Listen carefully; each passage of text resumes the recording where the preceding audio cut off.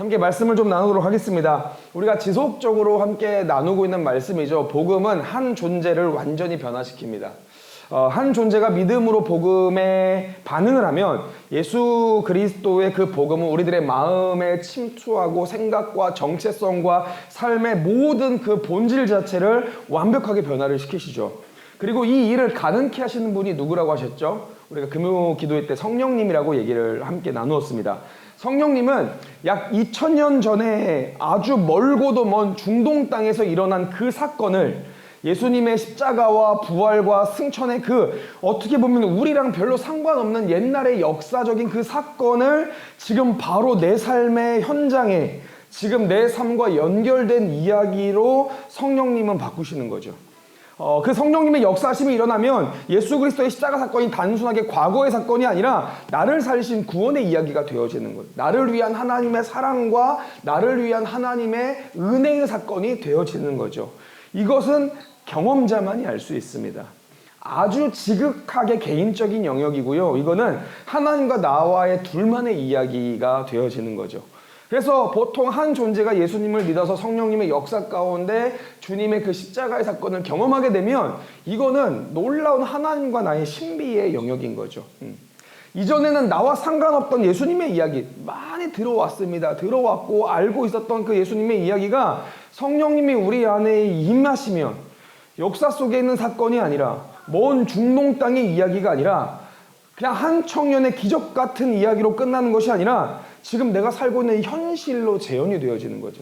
이거를 우리가 복음의 당사자적인 시점이라고 얘기를 했죠. 성령님은 시공간을 초월하십니다. 예수님의 그 십자가의 부활 사건, 그 공간, 그 시간에 우리를 데려가시는 거예요. 그리고 그 임재 속에서 내가 십자가 앞에 서게 되고 내가 예수님의 손에 못을 박는 모습을 우리가 분명하게 알게 되고 예수님 머리 위에 가시면류관을 내가 씌웠구나, 그 옆에 옆구리의 창을 내가 찔렀구나, 내가 예수님의 죽인 존재라는 것에 대한 명확한 사실을 우리가 알게 됩니다. 그럼에도 불구하고 주님은 나를 살리셔서 구원하신 은혜가 나에게 임하게 되는 거죠. 그 압도적인 사랑이 임하게 됩니다. 그래서 머리만으로 아는 게 아니라 내 마음과 내 삶과 내 존재 자체에 이것이 새겨지게 되는 거죠. 그렇기 때문에 여러분, 성령님이 아니고서는 우리는 결코 복음의 당사자가 될 수 없습니다. 성령님이 역사하시기 때문에 복음의 이야기가 그냥 정보나 스토리가 아니라 성령님이 역사하시기 때문에 복음이 경험이 되어지는 거죠. 그래서 성령님의 역사하심으로 말미암아 복음을 믿어서 변화된 이는요, 절대로 관망자나 주변인으로 있을 수 없어요. 단순하게 복음의 사건을 소개하는 정도로 있을 수 없고요. 그 당사자가 되어집니다. 복음의 산증인이죠. 산증인. 증인이 되어지죠. 이 증인은 이전과는 완전히 다른 존재가 되어집니다. 그냥 우리가 이전으로 돌아가지 않겠다고 뭐 다짐하는 이 정도 수준이 아니라 새롭게 다시 살겠습니다라고 다짐하는 이 정도 수준이 아니라 아예 모든 근간이 다 바뀌는 새 존재가 되어지는 거죠. 그것을 성경이 이야기합니다. 고린도서 5장 17절 말씀입니다. 함께 읽도록 하겠습니다. 다 같이 읽습니다. 시작. 그런즉 누구든지 그리스도 안에 있으면 새로운 피조물이라. 보라, 새 것이 되었도다. 아멘. 바울은 고린도후서에서 예수 그리스도의 복음으로 인한 변화가 얼마나 강력한지 소개합니다. 여러분, 엄청나게 강력한 메시지입니다. 누구든지 그리스도 안에 있으면 새로운 피조물이라. 이전 것은 다 지나갔으니 보라, 새 것이 되었도다. 여러분, 예수 그리스도와 연합 안에서 일어나는 이 변화는 단순히 도덕적인 것들을 개선하거나 행동의 극적인 변화나 뭐 이런 결단과 다짐 같은 것들을 훌쩍 뛰어넘어서요, 아예 새로운 존재로서 존재론적인 전환이 이야기를 하고 있다는 거예요. 존재론적으로 변화가 되어지는 이야기를 하고 있습니다. 이것은 곧 정체성의 변화입니다. 여러분, 하나님의 능력이 아니고서는요, 도저히 우리는 온전하게 변화될 수 없습니다. 사람이 어떻게 변합니까? 그렇잖아요. 우리가 나를 알잖아요. 내가 나를 알잖아요. 우리가 나를 한번 고민해보면 어떻게 내가 나를 변화시킵니까? 우리가 나를 변화시키고자 그렇게 노력했지만 안 되잖아요. 왜 그럴까요? 우리는 죄의 문제를 해결할 수 없기 때문에 그래요. 죄를 해결하지 못했기 때문에 하나님께 나아가지 못했던 우리가 죄에 의해서 심판이 이미 정해졌고 죄 때문에 하나님의 뜻과 하나님의 의와 하나님의 성품을 도저히 알지 못했던 우리가 복음을 믿게 되고 그 복음의 깊이를 알게 되며 예수님께 우리가 점점 나아가게 된다면 주님은 우리들의 마음에 찾아오셔서 우리와 함께 거하시면서 분명하게 보이시고 알게 하는 거죠. 그리스도와 우리가 연합된 존재가 되어지기 시작합니다. 이 연합은 여러분 정체성의 근본적인 위치를 이동시킵니다. 죄인에서 의인으로, 원수에서 하나님의 자녀로 이 정체성의 위치를 근본적으로 완전히 변화시키십니다. 정체성이 변화가 되는 겁니다. 그러면 삶은 자연스럽게 변하게 됩니다. 하나님의 형상이 회복되어지고요. 그리스도의 성품을 닮아가는 삶으로써 우리가 인도함을 받게 되어지는 거죠. 그래서 복음으로 인한 변화됨은요, 어떠한 것보다도 강력한 하나님의 능력됨임을 우리는 말씀을 통해 알 수 있습니다. 고린도서 5장 17절은 그거를 의미하고 있는 거예요. 누구든지 그리스도 안에 있으면 새로운 피조물이라. 이전 것은 지나갔으니 보라 새 것이 되었도다. 새로운 존재라는 겁니다. 새로운 존재. 이 새로운 존재라는 단어 여러분들 이거 엄청나게 강력합니다. 수정하고 보완하는 존재가 아니라 아예 재창조되었다는 거예요. 하나님이 세상을 새롭게 창조하셨듯이 나라는 존재를 새롭게 창조하셔서 새로운 정체성으로 살아가게 하신다는 겁니다. 그래서 복음은 무엇을 해야 되는가부터 시작되는 것이 아니라 너는 누구이다에서부터 출발한다고 우리가 말씀을 나눴습니다. 그리고 이 복음은 우리의 정체성을 택하신 족속, 왕같은 제사장, 거룩한 나라와 그의 소유된 백성의 정체성으로 우리를 규정하죠. 우리는 이미 하나님께서 택하신 족속입니다. 왕같은 제사장이고 거룩한 나라이고 주께 소유된 백성입니다. 여러분 세상이 여러분들에 대해서 뭐라고 얘기하든 그건 듣지 마세요. 우리 정체성이 아닙니다. 성경은 우리에게 택하신 족속이고 왕같은 제사장이며 거룩한 나라이고 주께 소유된 백성이라고 얘기합니다. 이것이 우리들의 정체성이며 이거는 단순한 역할 정도가 아니라 우리 존재라는 거예요. 우리 존재. 이렇게 정체성이 변하면 여러분들 삶이 변합니다. 이러한 사람은요 자연스럽게 삶에서 복음을 입으로 증언하고자 합니다. 더불어 삶으로도요 전한 복음을 증거하고 싶어하는 이 삶이 되어지게 되는 거죠. 그래서 우리는 이러한 존재를 증인이라고 얘기했습니다. 예수님을 증언하고 삶으로 예수 그리스도의 증거가 되는 삶을 살아가는 존재. 그래서 증인은 정체성이 다른 존재인 거죠. 그래서 증인의 삶도 세상과는 완전히 다른 삶을 살아가게 됩니다. 여러분 우리가 살고 있는 세상은 어떤 모습입니까? 세상은 여전히 보여지는 것들대로 흘러갑니다. 여러분들 겉으로 보여지는 것들이죠. 가질 수 있는 것들, 남에게 자랑할 수 있고 우리가 뭔가 이런 것들로 우리들의 드러낼 수 있는 것들로 이렇게 세상이 흘러갑니다. 더 많은 소득 가지고요, 더 넓은 집을 가지고요, 비싼 차 가지고요, 더 좋은 스펙과 화려한 외모와 겉으로 성공하고 자랑할 수 있는 것들에 세상이 집중을 하는 거죠. 그래서 이러한 것들을 쟁취하기 위해서 경쟁하고 비교하고 더 높이 올라가고 싶어하고 많이 갖고 싶어하는 것이 세상의 욕구입니다. 여러분 오늘 세대가 그러잖아요. 소셜미디어만 해도 그래요. 안타까운 게 뭐냐면 사람들의 시선이 숫자가 돼버렸어요. 이제 사람들이 얼마나 나를 많이 보고 있는가가 숫자로 이제 증명이 됩니다. 인정받는 게 수치화가 되어버렸어요. 몇 명이 보고 있고 몇 명이 라이크를 누르고 이러한 기준으로 살아가다 보면서 이게 영향력이 되어간다는 세대가 오늘날의 세대입니다. 그러니까 타인의 삶과 내 삶은요 비교하기가 너무 쉬운 세상이 되어버린 거예요. 우리가 누군가의 화려한 삶을 볼 때는 내가 불행하다는 착각을 막 하게 되고요. 내가 특별한 경험을 하면 막 자랑하고자 하고 나를 드러내고 싶은 마음이 들고요. 이게 세상이 지금 우리에게 주는 유혹 같은 모습인 거죠. 자기중심적이고 욕망중심적이고 외형중심적으로 흘러가는 세상. 행복해지기 위해서 인정받기 위해서 노력은 하는데 마음은 텅 빈 것 같고 불안한 정체성 가지고 있고 영혼에는 막 갈증이 있고 겉은 괜찮아 보이지만 사실 속은 다 상해서 비어있는 그런 삶이죠. 불안과 분노와 갈증이 있는 우리가 지금 마주하고 있는 세상인 거죠. 그런데 복음으로 말미암아 정체성이 변화된 사람은 세상과는 본질적으로 다른 삶을 살아가게 됩니다. 그리고 변화된 정체성을 가진 이가 세상 한복판을 살아갈 때 그의 삶이 세상과 다르다는 사실을 가장 뚜렷하게 드러나는 지점 중에 하나가 무엇인지 아십니까? 그것이 바로 가치관입니다. 가치관. 오늘 말씀은 정체성이 변화된 이의 가치관을 분명하게 제시합니다. 오늘 11절 말씀 함께 읽어보도록 하겠습니다. 본문 11절 함께 읽습니다. 시작. 사랑하는 자들아,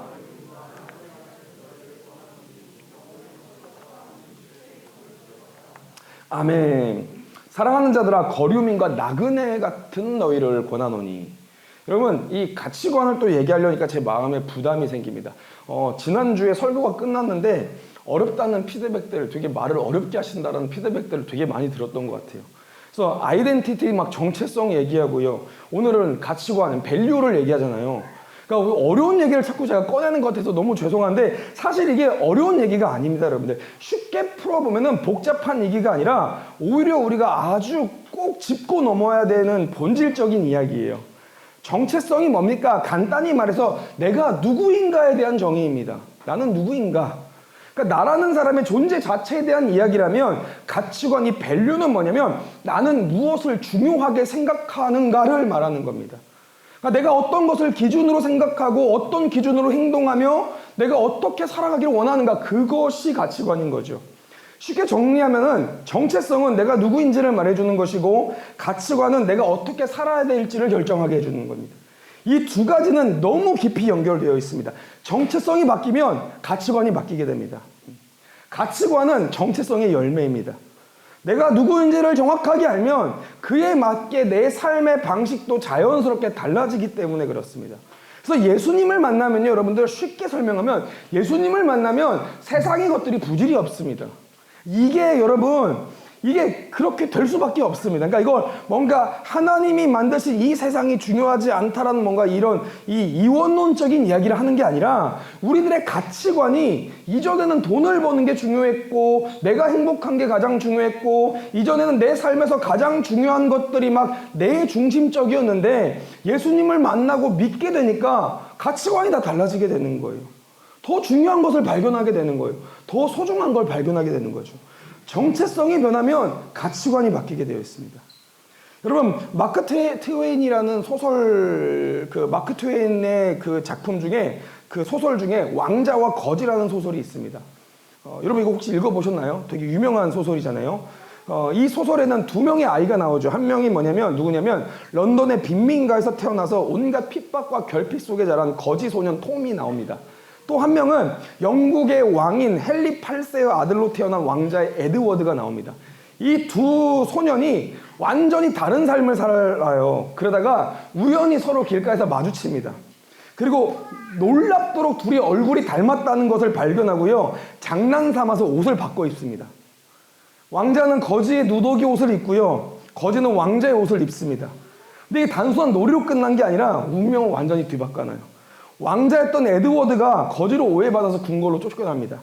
거지였던 톰은요, 왕자인 줄 알고 궁궐로 데려가져서 왕자처럼 대접을 받습니다.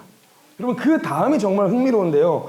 거지였던 톰은 처음에는 왕궁에서 벌어지는 일들이 너무 힘들고 두려웠는데 사람들이 자기를 왕자라고 부르고 왕자처럼 대우하고 왕자 자리에 앉혀놓고 왕자 음식 먹이고 왕자 방에서 재우기 시작하고 점점 그러다 보니까 자신이 진짜 왕자로 여기면서 왕자라는 가치관이 생기기 시작합니다. 그가 바뀐 건 딱 하나였어요. 정체성이 바뀌었던 거예요. 그 정체성 하나가 가치관을 바꾸기 시작합니다. 말투를 바꿔요. 행동을 바꾸고 결정을 바꾸고 생각하는 방식을 바꿔버립니다.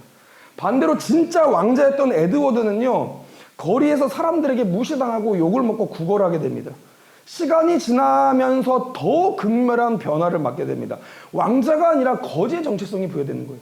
그의 삶이 왕자라는 정체성은 완전히 희미해지고 혼란이 오게 되면서 왕자처럼 당당하게 행동했던 것들이 사라지고 그의 가치관은 하루 벌어서 먹고 사는 것이 되어버립니다. 둘의 삶이 완전히 변하게 된 거예요. 여러분, 이게 정체성이 변하면 가치관이 변화가 되어지는 과정입니다. 이러한 삶은요, 분명히 오늘 우리들의 삶에도 이어지는 메시지라는 거죠. 물론 동화는 해피엔딩으로 끝납니다. 여러분, 괜히 또 이렇게 끝내면 찜찜하고 뭔가 억울하니까요. 진짜 왕자 에드워드가 거리에서 거지의 삶을 살면서 고난을 겪고 백성들의 고통을 몸으로 깨닫습니다. 그러니까 왕의 장례식 날 다시 궁으로 돌아오는데 여기에서 이제 왕에 오르게 되죠. 톰도 진짜 존귀한 삶의 정체성 배우게 되면서 왕자 자리에서 물러나게 되고요. 진짜 왕인 에드워드가 이 톰을 귀족으로 이렇게 삼아서 영예로운 삶을 살아서 행복하게 둘 다 끝났더라. 뭐 이런 내용입니다. 해피엔딩이에요. 동화를 예로 들었지만 여러분들, 우리가 꼭 기억해야 될 중요한 진리가 이 안에 있는 거예요.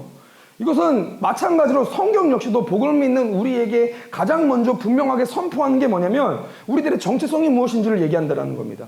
왜냐하면 하나님께서는요, 하나님이 우리를 중요하게 보시는 건 뭐냐면 우리가 삶이 변화가 되기 이전부터, 우리가 복음을 믿는 그 순간부터 우리의 존재를 이미 새롭게 하셨다는 거예요. 내 삶은 변한 게 없는 것 같은데 내가 예수님을 믿는 그 순간에 주님은 우리의 존재를 새롭게 하셨다는 겁니다. 그리고 그렇게 새롭게 된 정체성에 따라서 이제 우리가 어떻게 살아가야 하는지 가치관을 제시하시면서 하나의 모델을 우리 가운데 보여주시는데, 그 모델이 뭡니까? 거류민과 나그네라는 거예요. 오늘 베드로전서 2장 9절에서 11절 한번 읽어보도록 하겠습니다. 본문 다 같이 한번 읽어볼까요? 다 같이 한번 읽습니다. 시작. 그러나 너희는 택하신 족속이요 왕같은 제사장들이요 거룩한 나라요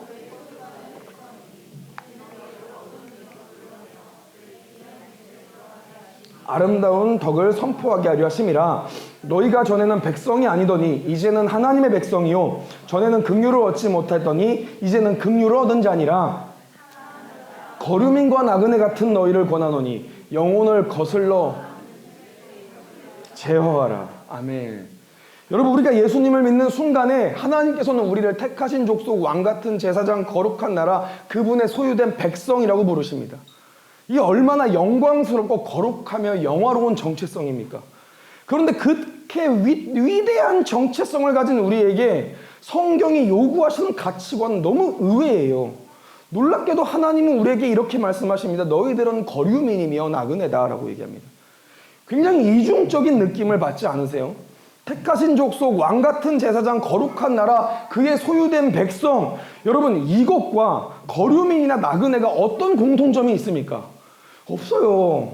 그런데 하나님께서는요, 우리에게 이렇게 안정적이고 영광스럽고 가장 강력하게 보호받는 거룩한 신분을 주셨으면서 세상에서는 불안정적이고 결핍되고 마음 붙일 곳 없어서 지나가는 자처럼 살라고 얘기하신다는 거예요. 왜 그렇습니까, 여러분들? 이것은 우리 주님께서 우리가 이 땅에서 어떤 마음가짐으로 살아야 하는지를 명확하게 알려주신 대목이라는 거죠. 우리는 세상에 깊이 뿌리 내리고 세상과 손잡고 세상의 성공을 우리들의 인생의 목표로 삼으면서 살아가도록 부르심을 받은 자들이 아니라는 겁니다. 우리는 이 세상을 지나가는 사람이라는 거예요. 지나가는.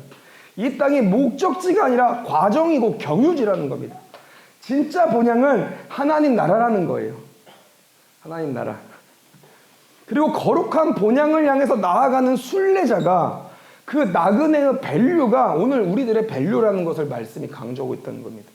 여러분, 이거는요, 특별히 오늘 현대를 살아가는 우리들에게 너무 중요한 가치관입니다.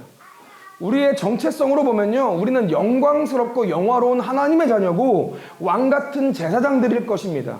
근데 정체성이 그렇게 바뀐 사람은 이 땅에서 삶의 방식도 자연스럽게 달라지게 되는데 어떠한 모습으로 변화가 되어집니까? 불안정해 보이고 떠돌아다닌 것 같은 나그네의 가치관으로 따라 살게 되어진다는 거죠.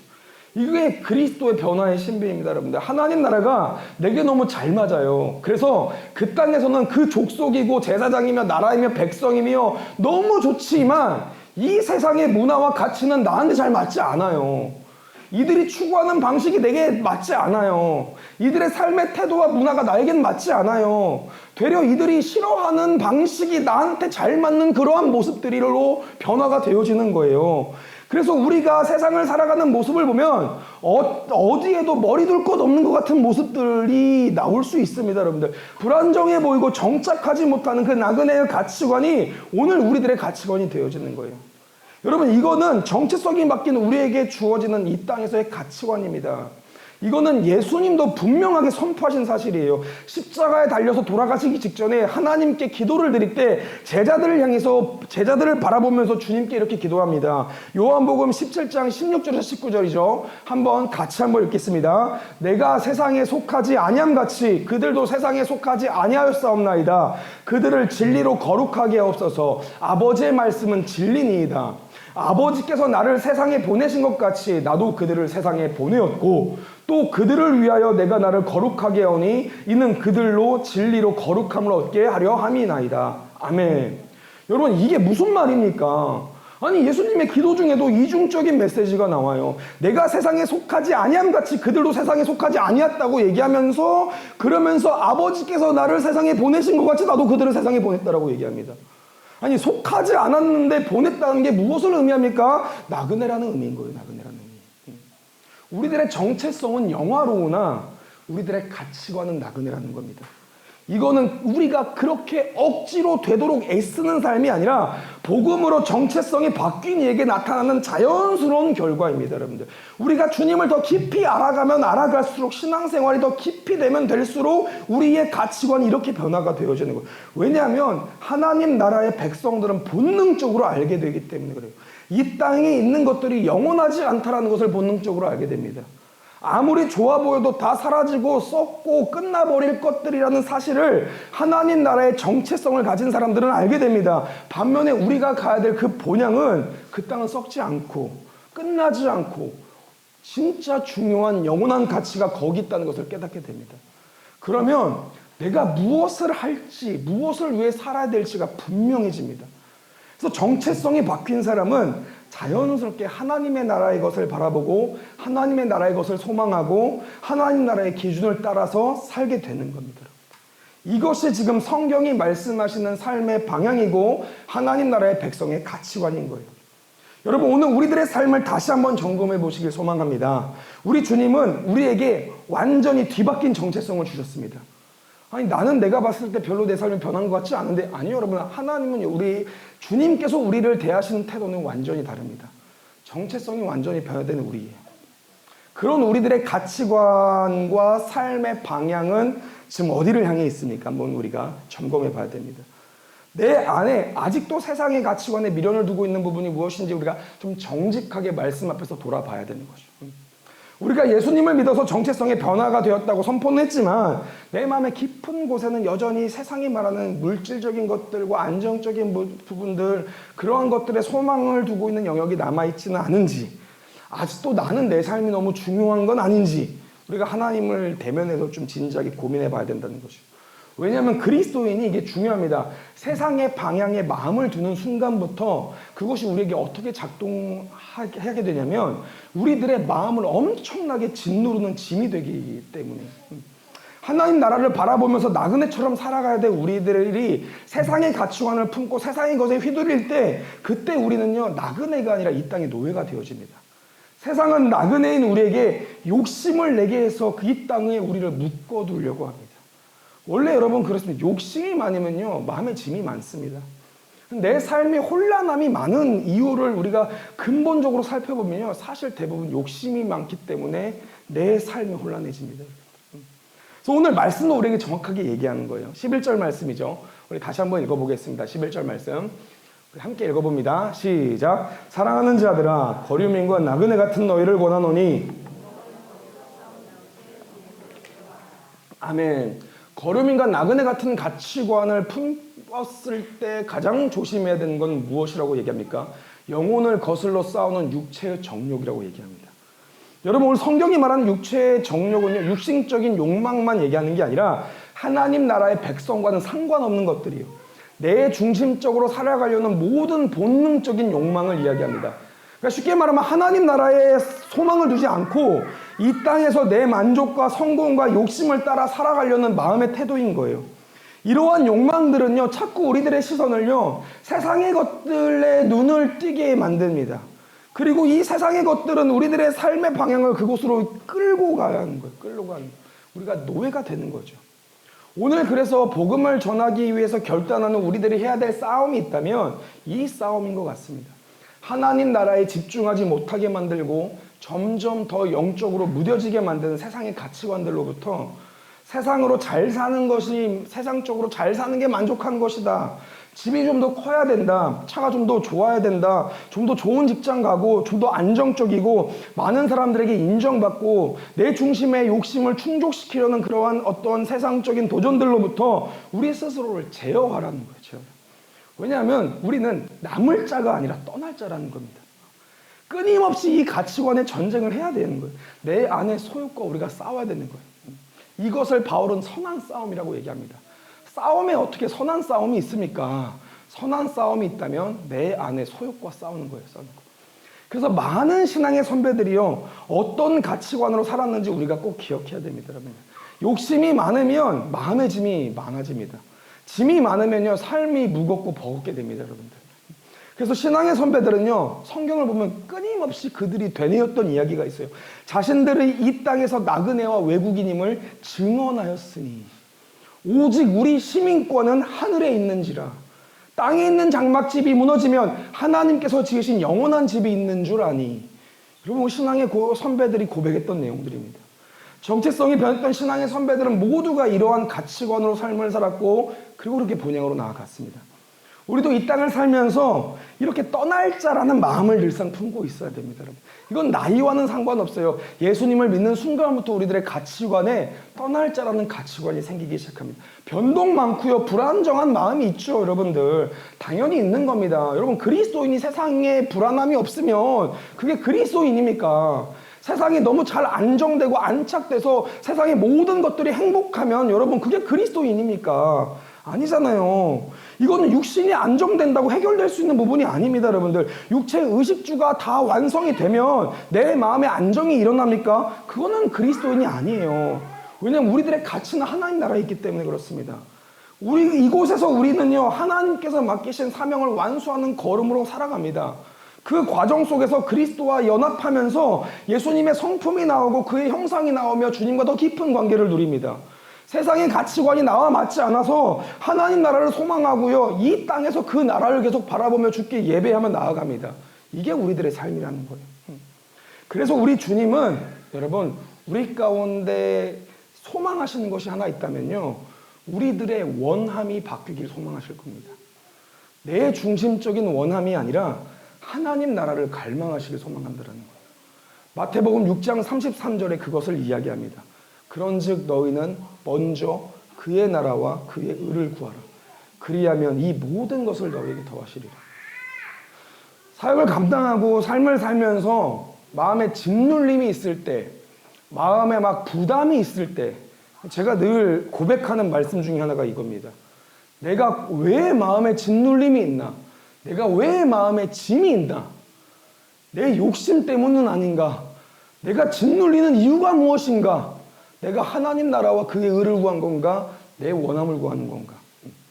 저는 오늘 말씀이 그렇게 고백할 때마다 주님이 제 마음 가운데 뭐라고 얘기하시냐면, 저는 제 내면의 깊은 삶의 방향이 어디를 향해 있는지 주님 계속 저를 체크하시는 것 같아요.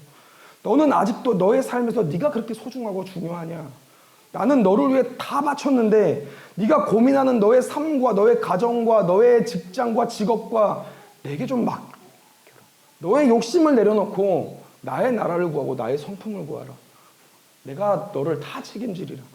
여러분, 오늘 이것이 나그네의 정체성으로 살아가는 우리들의 고백이라는 거예요. 말씀을 좀 맺도록 하겠습니다. 오늘 주님은 우리들의 정체성에는 하나님 나라의 거룩한 백성이라고 얘기합니다. 그러나 이 땅에서 살아가는 가치관은요, 우리에게 나그네라고 얘기합니다. 이중적이에요, 이중적. 성경에 보면은 이러한 장면이 또 하나 나옵니다, 여러분들. 여러분, 요한계시록을 보면요, 하나님 나라의 거룩한 성전에 기둥에 박힌 12개의 보석들이 나옵니다, 여러분들. 아주 화려하죠. 뭐 호마노요, 뭐 무슨 보석들의 종류들을 막 말하면서 완성된 하나님 나라의 거룩한 성전, 큰 12개의 기둥에 보석들이 막 박힙니다. 이것을 이스라엘의 12지파라고 얘기합니다. 이 12지파의 의미가 뭡니까? 예수 그리스도를 따르고 믿는 성도들이라는 거예요, 여러분들. 하나님 나라에서는 우리는 이렇게 존귀한 보석인 거예요.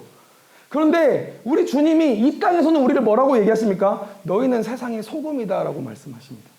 여러분, 이게 우리들인 거예요, 우리들.